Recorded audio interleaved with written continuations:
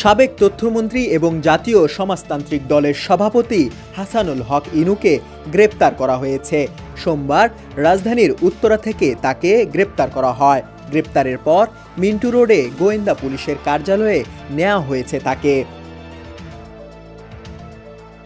ঢাকা মহানগর পুলিশের গণমাধ্যম ও জনসংযোগ বিভাগের উপকমিশনার ফারুক হোসেন এ তথ্য নিশ্চিত করেছেন। তিনি বলেন, নিউ মার্কেট থানায় দায়ের করা একটি মামলায় তাকে গ্রেপ্তার করা হয়েছে। হাসানুল হক ইনু আওয়ামী লীগের নেতৃত্বাধীন রাজনৈতিক জোট কেন্দ্রীয় 14 দলের অন্যতম গুরুত্বপূর্ণ নেতা।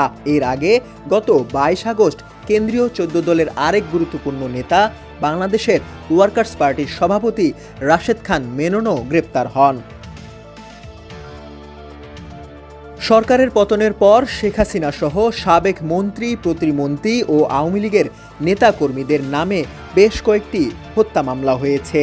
14 দল নেতা রাশেদ খান মেনন ও জাতীয় সমাজতান্ত্রিক দলের সভাপতি হাসানুল হক ইনুর নামেও হত্যা মামলা হয়েছে। এদিকে আন্তর্জাতিক অপরাধ ট্রাইব্যুনালেও সাবেক প্রধানমন্ত্রী শেখ হাসিনা ও তার মন্ত্রিসভা সদস্যদের নামে গণহত্যার অভিযোগ করা হয়েছে।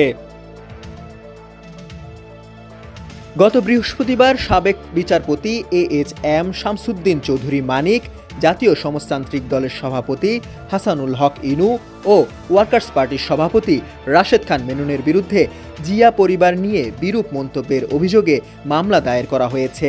পুলিশ ব্যুরো অব ইনভেস্টিগেশনকে মামলাটি তদন্ত করে প্রতিবেদন দাখিলের নির্দেশ দিয়েছেন আদালত।